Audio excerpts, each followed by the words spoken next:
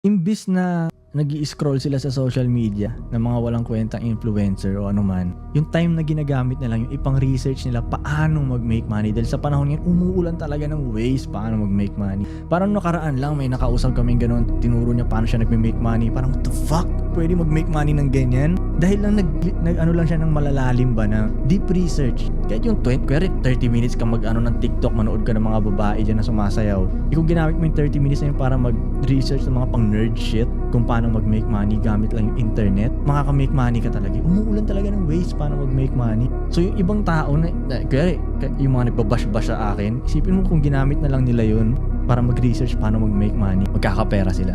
Imbis na buong araw sila nag-aabang ng maliko, maghanap ka ng ways paano mag-make money. Nandito na lahat. Hindi katulad nung panahon ko dati, tangina encyclopedia. Doon lang ako makakuha ng information, di ba? Punta ka letter K.